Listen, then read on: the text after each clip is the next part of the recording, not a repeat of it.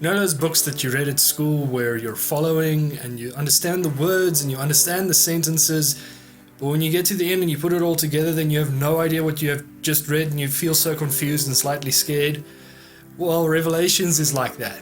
It's a book that we don't often understand and that makes us scared, and we are kind of freaked out by what it says, and it has some really weird things in it, and this all makes it a book that people either love or hate. And people either just read Revelations and almost nothing else, or they hardly ever read Revelations because they have no idea what's going on in there. So let's do a chapter of Revelations. Revelations 18. After this I saw another angel coming down from heaven. He had great authority, and the earth was illuminated by his splendor. With a mighty voice he shouted, "Fallen! Fallen is Babylon the Great. She has become a dwelling for demons and a haunt for every impure spirit, a haunt for every unclean bird, a haunt for every unclean and detestable animal. For all the nations have drunk the maddening wine of her adulteries. The kings of the earth committed adultery with her, and the merchants of the earth grew rich from her excessive luxuries." Then I heard another voice from heaven say, "Come out of her, my people, so that you will not share in her sins, so that you will not receive any of her plagues. For her sins are piled up to heaven, and God has remembered her crimes. Give back to her as she has given. Pay her back double for what she has done. Pour her a double portion from her own cup. Give her as much torment and grief as the glory and luxury she gave herself. In her heart she boasts, 'I sit enthroned as queen. I am not a widow. I will never mourn. Therefore, in one day her plagues will overtake her. Death and mourning and famine. She will be consumed by fire, for mighty is the Lord God who judges her. When the kings of the earth who committed adultery with her and shared her luxuries see the smoke of her burning, they will weep and mourn over her. Terrified at her torment, they will stand far off and cry, 'Woe! Woe to you, great city, you mighty city of Babylon! In 1 hour your doom has come.' The merchants of the earth will weep and mourn over her because no one buys their cargoes anymore. Cargoes of gold, silver, precious stones and pearls, fine linen, purple, silk, and scarlet cloth, every kind of citron wood, and articles of every kind made of ivory, costly wood, bronze, iron, and marble. Cargoes of cinnamon and spice, of incense, myrrh and frankincense, of wine and olive oil, of fine flour and wheat, cattle and sheep, horses and carriages, and human beings sold as slaves. They will say, 'The fruit you longed for is gone from you. All your luxury and splendor have vanished, never to be recovered.' The merchants who sold these things and gained their wealth from her will stand far off. Terrified at her torment, they will weep and mourn and cry out, 'Woe! Woe to you, great city, dressed in fine linen, purple and scarlet, and glittering with gold, precious stones and pearls. In 1 hour such great wealth has been brought to ruin. Every sea captain and all who travel by ship, the sailors and all who earn their living from the sea will stand far off. When they see the smoke of her burning, they will exclaim, 'Was there ever a city like this great city?' They will throw dust on their heads, and with weeping and mourning cry out, 'Woe! Woe to you, great city, where all who had ships on the sea became rich through her wealth. In 1 hour she has been brought to ruin. Rejoice over her, you heavens. Rejoice, you people of God. Rejoice, apostles and prophets, for God has judged her with the judgment she imposed on you.' Then a mighty angel picked up a boulder the size of a large millstone and threw it into the sea and said, 'With such violence the great city of Babylon will be thrown down, never to be found again. The music of harpists and musicians, pipers and trumpeters will never be heard in you again. No worker of any trade will ever be found in you again. The sound of a millstone will never be heard in you again. The light of a lamp will never shine in you again. The voice of bridegroom and bride will never be heard in you again. Your merchants were the world's important people. By your magic spell all the nations were led astray. In her was found the blood of prophets and of God's holy people, of all who have been slaughtered on the earth.'"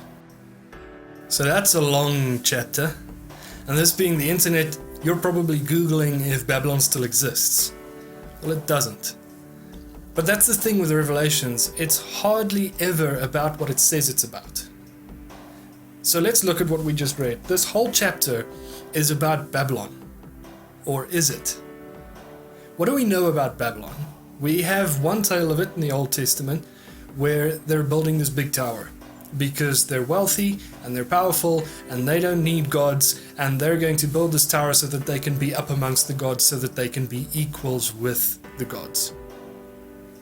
And we know the rest of the story. The tower collapses and people get sent into ruin, etc., etc., etc. We also know that the kingdom of Babylon, the Babylonians, came and they overthrew the Israelites. They destroyed Jerusalem, destroyed the temple, and they took the Israelites into exile in Babylon itself. And that's about all that we know.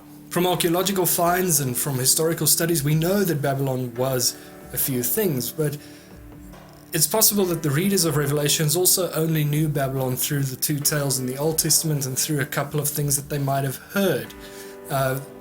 Especially if they were living in coastal cities, they might have heard things from some of the traders or some of the sea captains about Babylon where they traded. But by this time, Babylon was probably not what it used to be. So in the golden age of Babylon, it was known for three things basically. Firstly, for its wealth. These people were wealthy. We read in this chapter that it was a trade capital, that it bought and sold and traded in the world's most precious wares. So it was an incredibly wealthy city. It was so wealthy that they decided to build a huge tower as high as they could to try and be amongst the gods. And that's also the second thing that they were known for, was their power. It was a powerful city. The Babylonian kingdom at the time of its golden era was the largest kingdom on earth. And it stretched from almost India in the east through to the Mediterranean in the west. Kind of like the Roman Empire in the time that Revelations is written. And the third thing that they were known for was their cruelty. Being a wealthy and powerful society, no one and nothing got in their way. When they conquered nations, they destroyed them. They took them into exile. They made them live away from their lands. They killed whatever they could. They destroyed whatever they could. They took down their temples. They just took over an area and just destroyed everything and began from scratch to build a Babylonian kingdom in that area. And this is what Revelations is alluding to. Babylon here isn't actually Babylon. Babylon here represents that which it embodies. Because this is actually a common thing that the Greeks did. It's actually a common thing we do today, where we take something that embodies a specific quality or a specific ideal, and we make that thing the symbol for that quality and ideal. In our society these days, especially in the Western societies, what would America symbolize? Justice, freedom, liberty. These are things that we immediately equate with America. And we do this with many things. When you think about peace and standing up for those that do not have voices of their own, you immediately think of people like Gandhi and Martin Luther King. And so Babylon in this tale is not actually Babylon. It's an embodiment of those three qualities: wealth, power, cruelty. And when we read those last few sentences that says, "By your magic spell all the nations were led astray. In her was found the blood of the prophets and of God's holy people, of all who had been slaughtered on earth," that gives away what this is talking about. To the ancient Israelites, it was Babylon. To the writer of Revelations, it was the Roman Empire.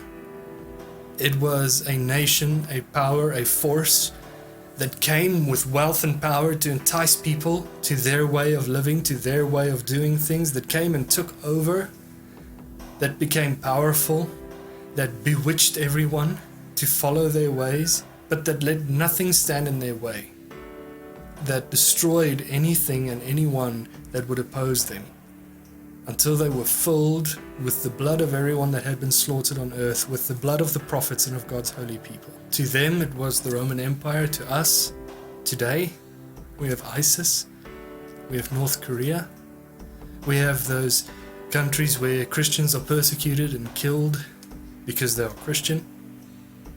We have the nations where the wealth and the power and the spell of how wonderful this nation is gets to the point where there are almost no believers left, because who needs God when everything's just going perfectly? And that's what Revelations is talking about.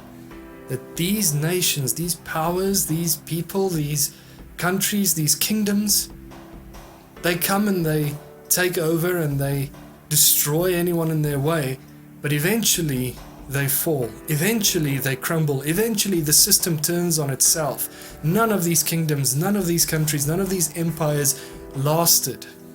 They all came to a fall. Babylon died. The Roman Empire died. The empires that came in the times after that came, reached their golden era, and then crumbled. And all that was left was the blood of the holy people and the blood of everyone that had been killed. But we know the ending to this tale. We know that by the end, when the kingdoms of wealth and power and cruelty have finished destroying themselves, what will be left will be an eternal kingdom where the faithful will live with God for all eternity. The happy ending to this sad and tragic story. And that the faithful have God on their side, and no kingdom, no world power, no city, no nation, no amount of wealth or power can ever compete with the eternal creator of the universe. And to those that believe in him lie life in a kingdom far, far better than anything on earth, an eternal kingdom with God. Amen.